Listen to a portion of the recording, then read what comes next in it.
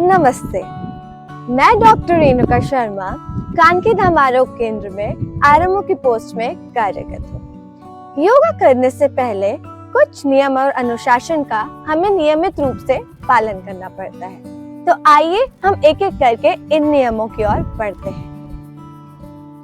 Right time यानी कि सही समय। योगाभ्यास करने के लिए जो बेस्ट टाइम माना जाता है वो है सुबह का ब्रह्म मुहूर्त यानी कि सुबह 4 बजे से 6 बजे तक का समय। इसके पीछे रीजन ये है कि जब हम रात में सोते हैं तो हमारा शरीर जकड़न में आ जाता है। वो जकड़न को रिलीज करने के लिए सुबह का टाइम बेस्ट माना गया है। दूसरा जो सही समय है वो है सूर्यास्त का समय यानी कि शाम में 4 से 6 बजे के बीच में। इसके पीछे रीजन ये है कि हमारा शरीर उस समय सबसे हल्के रूप में होता है, जिसकी वजह से हम योगाभ्यास अच्छी तरीके से कर सकते हैं। हमेशा ध्यान रखना है कि खाने के तुरंत बाद योगाभ्यास ना करें, क्योंकि खाने के तुरंत बाद हमारा शरीर भारी रहता है। भारीपन की वजह से हम योगाभ्यास अच्छे से नहीं कर पाएंगे। कभी भी हम जैसे ही खाना खाते हैं हमेशा ध्यान रखना है कि खाने और योगाभ्यास के बीच में 3 से 4 घंटे का गैप हो, क्योंकि खाने के तुरंत बाद 3 से 4 घंटे का समय लगता है पेट को हल्का होने में। राइट प्लेस यानी कि सही जगह। योगाभ्यास करने के लिए हम 2 टाइप की जगह अडैप्ट कर सकते हैं। इंडोर यानी कि अंदर की जगह, आउटडोर यानी कि बाहर प्रकृति से जुड़े कोई भी ओपन स्पेस जहां आसपास आपको हरे भरे पेड़ पौधे दिखते हैं। हमेशा जब भी दोनों जगह चूज करें उस समय ये ध्यान रखना है कि अगर आप इंडोर जगह चूज कर रहे हैं तो आपको ध्यान रखना है कि जो आपका रूम है वो पूरी तरीके से वेंटिलेटेड हो और एटलीस्ट 2 विंडोज वहां पर हो। 2 विंडोज यानी कि 2 खिड़कियां जहाँ पे हवा अच्छे से आ जा रही है, ताकि आपकी प्रैक्टिस में कोई भी प्रॉब्लम ना आए। वहां पे आपको ये ध्यान रखना है कि वो जगह पूरी तरीके से क्लीन है, वहां पे किसी भी प्रकार की इंसेक्ट्स या फ्लाइज नहीं आ रही है और किसी भी प्रकार का शोर शराबा नहीं है।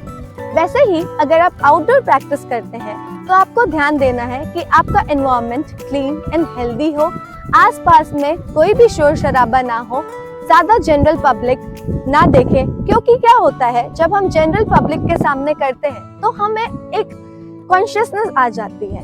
योगाभ्यास करने के लिए आपका माइंड पूरी तरीके से फ्री होना चाहिए। तो ये सब चीजों का आपको प्लेस चूज करते समय ध्यान रखना चाहिए।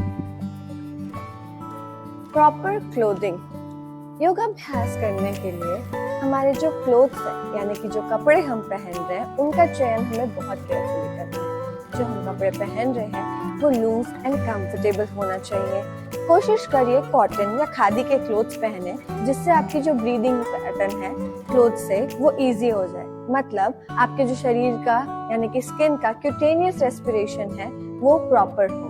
तो हमें अपनी क्लोथिंग का बहुत अच्छे से ध्यान रखना है, क्योंकि हम टाइट क्लोथिंग अगर पहनते हैं तो योगाभ्यास करने में हमें बहुत दिक्कत आ सकती है। हम जो आसनास करेंगे वो पूरी तरीके से नहीं कर पाएंगे, इसीलिए अपनी क्लोथिंग का ध्यान रखें। Preparatory measures.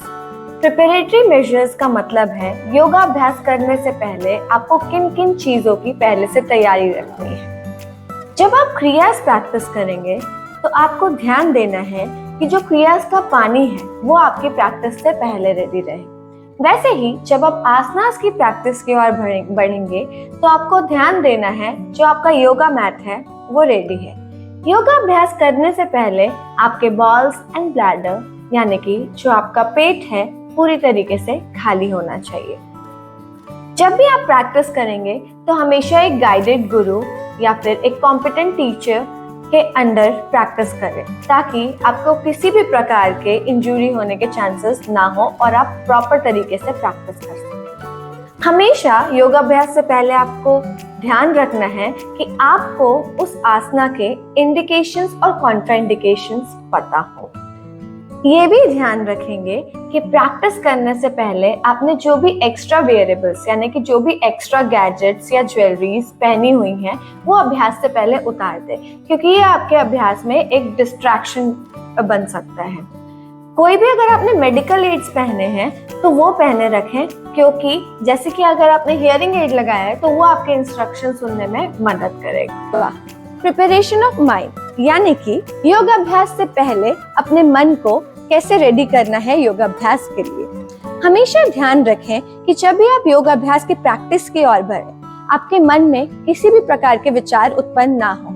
कोशिश करेंगे किसी भी प्रकार के विचार आपके मन को बिल्कुल इफेक्ट ना करे, क्योंकि ये एक डिस्ट्रैक्शन का रीजन बन सकता है आपके योगाभ्यास के दौरान। हमेशा ध्यान रखना है कि जब भी हम योगाभ्यास करने बैठ रहे हैं तो आपकी जो पोजीशन है वो प्रॉपर कंफर्टेबल पोजीशन है, ताकि आप प्रोलॉन्ग टाइम तक उस पोजीशन को अटेन कर सकें। जैसे कि अगर हम मेडिटेशन करते हैं, अगर आपने पद्मासना अडैप्ट करके रखा है तो आप ट्राई करेंगे कि पद्मासना आप पूरे मेडिटेशन तक कंटिन्यू करें। और जो आपका शरीर है वो पूरी तरीके से इरेक्ट पोजीशन में होना चाहिए, मतलब आपका सर, गर्दन और पीठ पूरी तरीके से सीधी होनी चाहिए और आपका मन और शरीर स्थिर होना चाहिए।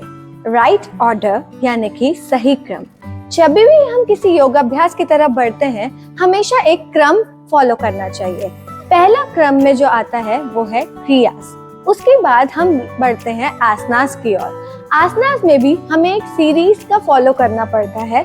पहले आता है स्टैंडिंग सीरीज ऑफ आसना, उसके बाद आता है सुपाइन सीरीज ऑफ आसना, उसके बाद आता है prone series of asana and lastly आता है सिटिंग सीरीज ऑफ आसना। जैसे ही हमारी आसनास की सीरीज कंप्लीट हो जाती है, फिर हम बढ़ते हैं प्राणायाम की ओर। प्राणायाम कंप्लीट होते ही हम लास्टली करते हैं मेडिटेशन। जब ये पूरी सीरीज कंप्लीट हो जाती है तो इसे एक सही क्रम में माना जाता है। राइट ब्रीदिंग यानी कि सही श्वास की गति। अलग अलग योगाभ्यास के दौरान हमें अपनी श्वास की गति का निरंतर रूप से ध्यान रखना है। हमेशा ध्यान देना है कि जब भी आप किसी आसना की ओर बढ़े तो हमेशा श्वास की गति अंदर की ओर आती है, और जब भी हम किसी आसना को रिलीज करते हैं, हमारी श्वास की गति बाहर की ओर जाती है। प्रिकॉशंस मतलब योगाभ्यास से पहले आपको किन किन चीजों का ध्यान रखना है।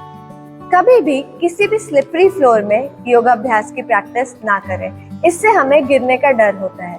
कभी भी कोई रीसेंट इंजुरीज अगर हुई हो तो उसके दौरान योगाभ्यास का प्रैक्टिस ना करें, क्योंकि वो आपकी इंजुरी और एग्रावेट यानी कि बढ़ा सकता है।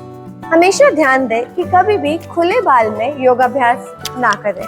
हमेशा आपके बाल प्रॉपर टाइड होने चाहिए, क्योंकि आपका बाल एक डिस्ट्रैक्शन का कारण बन सकता है योगाभ्यास करते हुए।